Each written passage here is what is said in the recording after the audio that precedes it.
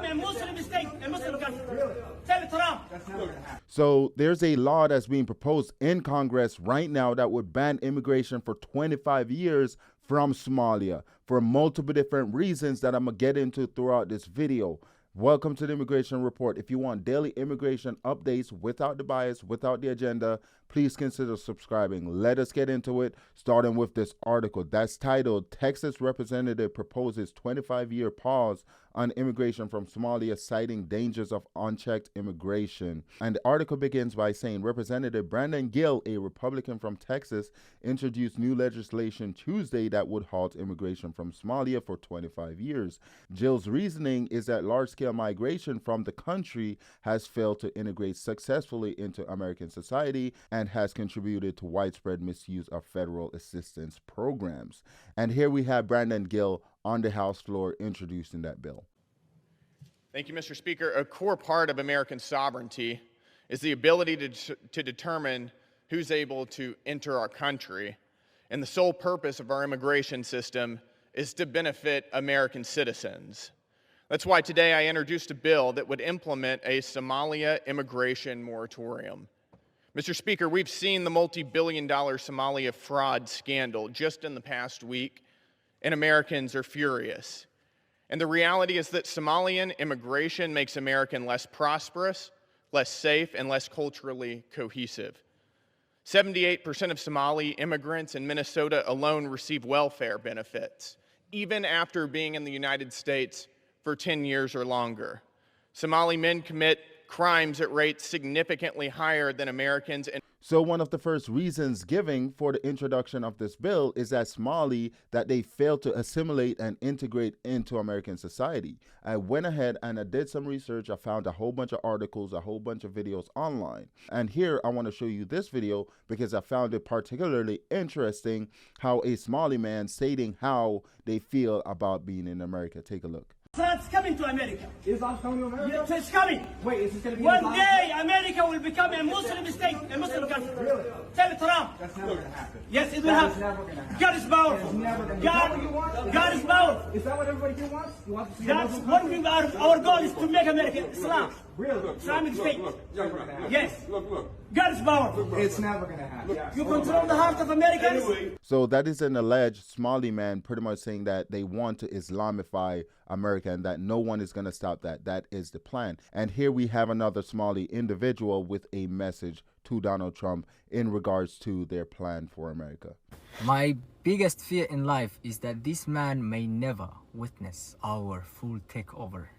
Yes, he may never witness that. He already witnessed our partial takeover, our little success in America. And he is the reason actually I know that the community in America is thriving. He is how I know. It's like, he's how we measure our progress. If he doesn't tweet, somebody messed up. I know it. Somebody fucked up the plan. If he tweet, I know. We're doing the right things. Yes, that's how I know. So, he's old and sick, I know. He may not witness our full takeover, but I promise you that his sons will witness. Just like him, we came to exist in this country. See? The land of free men, the land of opportunities. So that was a Somali individual pretty much saying their grand plan is to take over America. And that was a message to the President of the United States, to Donald Trump. Now, let us get back to the article and examine the second reason why this bill is being introduced in Congress. And the article continues by saying, since the passage of the 1965 Immigration and Nationality Act, more than 70 million immigrants have entered the United States. Gill and supporters of the bill argue that the Somali community has drawn increased scrutiny due to the repeated fraud investigations involving federal benefit programs, particularly in Minnesota, where roughly $9 billion in fraud tied to members of the Somali community has been reported. And here we have a reporting on that very same matter. A massive fraud scheme uncovered in Minnesota found money intended for social services has been allegedly siphoned indirectly into the pockets of the Somali terrorist group Al-Shabaab. Somali immigrants in Minnesota have reportedly been abusing systems meant to help the most unfortunate among us, including the latest federally funded autism services. The autism fraud scheme reportedly amassed $14 million through Medicare claims for services that were never provided, involving kids who never had autism. And the Somali immigrants behind this web of schemes have allegedly stolen billions from taxpayers, much of the money going back to the Somali government, where it would then end up in the hands of terrorists. So basically, the second claim is that Somalis, the Somali community, they're involved in a whole bunch of fraud. And we saw that in Minnesota, feeding our future fraud, where money that was allocated to feed hungry kids, starving kids, a lot of that money was stolen and sent back to Somalia. And then a whole bunch of fraud was discovered by Nick Shirley. Remember, Nick Shirley went to Minneapolis. What he did, he went around because there were a whole bunch of daycares and stuff that was receiving millions of dollars, but he showed up and there weren't any kids at all at these daycares. Take a look at this reminder. Now, last month, independent journalist Nick Shirley shed a lot of light on the widespread alleged fraud taking place in Tim Walz, Minnesota, including at one alleged daycare center, misnamed the Learning Center. But according to state records, yesterday the center requested the closure of its license. They are now officially closed. Let's specifically tell people what you found and how you found it. Yeah, so at these daycare centers, people in Minnesota have been telling me for months that there was fraud happening inside Minnesota. I met up with this man by the name of Dave who had all the evidence of exactly how much money these places were receiving. And then you start going to these daycares and they have stuff messed up, such as some simple stuff like leering versus learning. And there's no children at any of the daycares, yet they're receiving millions of dollars. And there's just open and blatant fraud taking place inside of the state of Minnesota with all these welfare programs they have set up. And now we're finding out it's billions of dollars. When you began your investigation. So that was Nick Shirley on the fraud that he uncovered in Minneapolis. And there are more allegations that are coming out week by week, day by day on alleged fraud within the city of Minneapolis and the state of Minnesota, where a majority of the Somali community resides. Now, let us continue to the third reason that was given for the introduction of this bill to ban Somali immigrants for 25 years.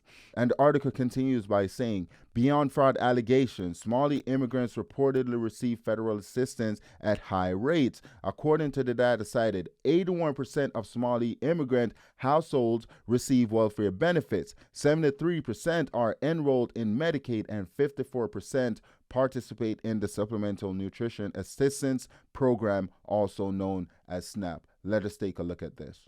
And the early numbers that I'm getting in on the Somalis in Minnesota is 75% of the Somalis in Minnesota are on full government assistance. That's full welfare. The whole reason that the Democrats left the border open during the Biden administration was to allow people to come in and what they said would provide jobs, because there's a shortage of workers. And I agree there's a shortage of workers, but you got a massive population in that one state. And the overwhelming majority of that population is on Medicaid and then and other types of government programs. Even when Democrats say there are no illegals on Medicaid, I think that's going to be proven to be false. Look in Minnesota. Right. Yeah. So that was James Comer. He's a Republican in Congress, and he chairs the House Committee on Oversight and Accountability. And basically what he's doing, he's investigating all the fraud in Somalia. And that is him pretty much confirming that a majority of households, Somali households, are on welfare. How sustainable do you think this is for the American taxpayers? I want you to drop that in the comments. Do you think it's wise for immigrants that come to this country, they are a net negative on the economy? Basically, in a sense where once they come to the country, the American taxpayers, they're literally spending money for them to be in the country. It's not like they're working. It's not like they're paying taxes. It's not like they're giving to the system. Do you think it serves any benefit for the average taxpayer? And that is a question that every American has to ask themselves. It doesn't matter where they're from. It doesn't matter if they're from Somalia. It doesn't matter if they're from Europe. It doesn't matter where they're from. I think it's a valid question for the American people, the American taxpayer, to ask, considering the fact that the country is over $38.5 trillion in debt. And that brings us to the end of today's immigration report. Let me know what you think in the comment section below. Do you support this bill, or do you think this bill alienate the Somali community? Thank you for watching all the way to the end. Also, please consider liking, sharing, commenting, and subscribing. Thank you.